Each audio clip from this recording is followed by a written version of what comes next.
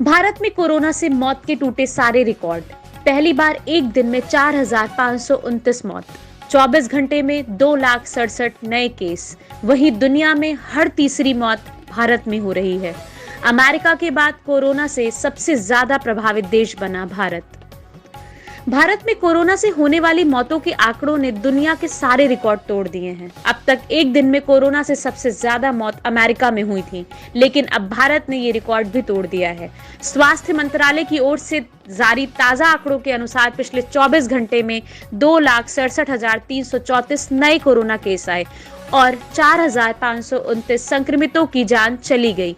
वहीं 3,89,851 लोग कोरोना से ठीक भी हुए हैं। इससे पहले दुनिया में कोरोना के सबसे ज्यादा 4,468 मरीजों की मौत अमेरिका में 12 जनवरी को हुई थी। कोरोना की जब से शुरुआत हुई है, दुनिया के सभी देश कोरोना की वैक्सीन बनाने में जुट गए हैं। लेकिन भारत आज एकमात्र ऐसा देश है जिसने वैक्सीन के साथ कोरोना की दवा भी बना ली है।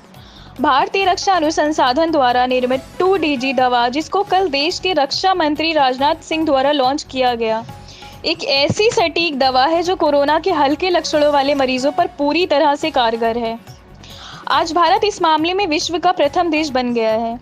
जो पूरा विश्व अब तक नहीं कर पाया, वो काम हमारी गौरवशाली सेना ने कर दिया है। क्या अब कोरोना खत्म होने की कगार पर है? देश के स्वास्थ्य मंत्रालय की तरफ से रोजाना जो आंकड़े बताए जा रहे हैं, उसको देखकर तो आम जनमानस में यही संदेश जा रहा है कि कोरोना का अब भारत से विदाई का समय आ गया है। लेकिन जो सरकार की तरफ से ही मौत के आंकड़े बताए जा रहे हैं, उसको देखकर सारी खुशी काफूर हो जाती है, क्योंकि अब मौतों के मामले में भारत विश्व में पहले स्थान पर पहुँच गया है। सरकार आंकड़े शुरू से छुपा रही है ताकि लोगों में डर की स्थिति न पैदा हो, लेकिन क्या वास्तविकता जानना जरूरी नहीं है? डर की बात जहां तक है तो यह भारत है। भारतवासी डरते नहीं हैं और डटकर मुकाबला करना जानते हैं। प्रधानमंत्री नरेंद्र मोदी ने चक्रवात ताउते से हुए नुकसान का जायजा लेने के लिए आज गुजरात और केंद्र शासित क्षेत्र दीव के प्रभावित इलाकों का हवाई सर्वेक्षण किया। इसके बाद अहमदाबाद में प्रधानमंत्री नरेंद्र मोदी ने चक्रवात ताउते की स्थिति को लेकर अधिकारियों के साथ एक बैठक की अध्यक्षता की। पीएम ने ऐलान किया कि चक्रवात ताउते से प्रभावित सभी राज्यों में जान गंवाने वालों के परिजनों को 2 लाख रुपए की सहायता राशि दी जाएगी। वहीं घायलों को 50-50 हज़ार दिए जाएंगे। गुजरात में चक्रवात ताउते के कारण जान गंवाने वालों की संख्या 45 हो गई है। वहीं महाराष्ट्र में 6 से अधिक लोगों की मौत हुई है। सरकार के निर्देश के मुताबिक अब बंद अथवा खुले स्थानों पर समारोह में एक समय में अधिकतम 25 व्यक्तियों की ही अनुमति होगी। कार्यक्रम के दौरान सारे कोरोना प्रोटोकॉल का पालन सख्ती से करवाना होगा। नियमों का पालन कराने की पूरी जिम्मेदारी आयोजकों पर होगी। नियम तोड़ने पर सख्त कार्रवाई की जा सकती है। अगर कहीं नियमों का पालन नहीं होता है तो उनके खिलाफ कार्रवाई की जाएगी। सिंगापुर में इंटरनेट उपयोक्ता ने देश में कोरोना वायरस का बहुत खतरनाक स्वरूप व्याप्त होने पर दिल्ली के मुख्यमंत्री अरविंद केजरीवाल के दावों की आलोचना की है और उन पर गलत सूचना फैलाने का आरोप लगाते हुए माफी की मांग की है। साथ ही इसमें तथ्य जांच की सिफारिश की है। सोशल मीडिया पर सिंगापुर वासियों की गुस्से से भरी प्रतिक्रियाएं केजरीवाल के ट्वीट पर आईं, जिसमें उन्होंने कहा कि सिंगापुर में पाया गया कि कोरोना वायरस का नया स्वरूप भारत में तीसरी लहर लेकर आ सकता है। केंद्रीय स्वास्थ्य मंत्रालय महीने में 2 बार यानी हर 15 दिन में राज्यों और केंद्र शासित प्रदेशों को आपूर्ति की जाने वाली कोविड वैक्सीन खुराक की उपलब्धता के बारे में एडवांस में जानकारी मुहैया करा रहा है। साथ ही राज्य और निजी अस्पतालों द्वारा निर्माताओं से सीधी खरीद के लिए भी जानकारी उपलब्ध कराता है। प्रधानमंत्री ने भी कल कोविड-19 की स्थिति को लेकर राज्य और जिला अधिकारियों के साथ अपनी बातचीत में इस बात का जिक्र किया था।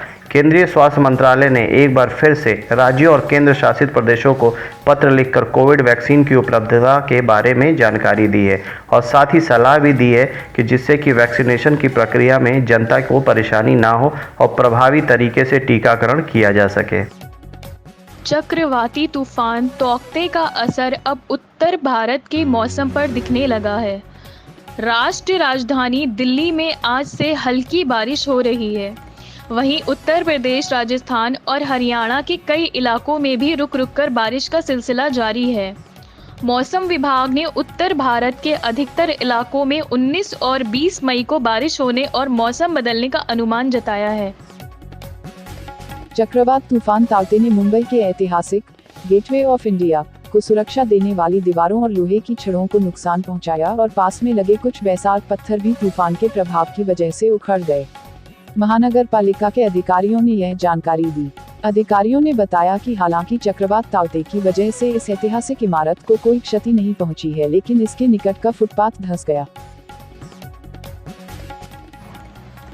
लखनऊ में ममता चैरिटेबल ट्रस्ट, जिसने कोरोना के आपदा काल में बहुत बड़ा योगदान किया, इस ट्रस्ट द्वारा शहर के चौराहे चौराहे पर जाकर लोगों को कोरोना के बारे में जागरूकता के साथ दवाइयां बांटकर एक बहुत बड़ा सराहनीय कार्य किया जा रहा है।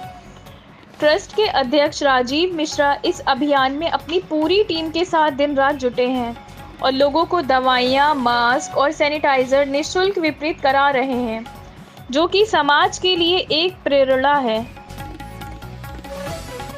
अभी कुछ दिन पहले तक उन्नाव, कानपुर और गाजीपुर में कोरोना से मरने वाले के शव गंगा के किनारे मिलने की बात आ रही थी, लेकिन अब प्रयागराज में भी कुछ ऐसा ही दृश्य देखा गया है, जहां गंगा किनारे बालू के ढेर में सैकड़ों मृत शवों को दफन किया गया है। यह शव इतनी गहराई में भी नहीं है कि इनको देखा ना जा सके, और थोड़ी सी बरसात होने और गंगा का पानी बढ़ने पर ये शव ऊपर आकर बहने भी लगेंगे। मुख्यमंत्री ममता बनर्जी की मुसीबत बढ़ने वाली है। कलकत्ता हाईकोर्ट के समक्ष नारदा केस को पश्चिम बंगाल से बाहर स्थानांतरित करने की मांग वाली याचिका में सीबीआई ने ममता बनर्जी के नाम का जिक्र किया है। 17 मई को कोलकाता में सीबीआई ने इस घोटाले से जुड़े 2 मंत्रियों को गिरफ्तार किया था। उसके बाद सीबीआई दफ्तर के परिसर में टीएमसी कार्यकर्ताओं ने हंगामा किया था। सीबीआई ने ममता बनर्जी और टीएमसी नेता कल्याण बनर्जी और मलय घटक को पक्षकार बनाया था। सीबीआई ने अपनी याचिका में सीएम ममता बनर्जी के आचरण पर भी सवाल उठाया है। रतन टाटा की ऑटो कंपनी टाटा मोटर्स लगातार घाटे में चल रही है। इस कंपनी का घाटा बढ़ता जा रहा है और अब ये 13,000 करोड़ रुपए से भी ज्यादा हो चुका है। इजराइल के हवाई हमलों में आज सुबह गाजा पट्टी में 6 लोगों की मौत हो गई और 3 दर्जन से ज़्यादा सदस्यों वाले परिवार का एक बड़ा घर तबाह हो गया। सेना ने बताया कि हमास शासित क्षेत्र से लगातार रॉकेट हमलों के बीच उसने दक्षिण में आतंकवादियों के ठिकाने को निशाना बनाया। हमले में 40 सदस्यों वाला अल अस्तल परिवार का घर तबाह हो गया और शवों का ढेर लग गया। समाचारों से जुड़े रहने के लिए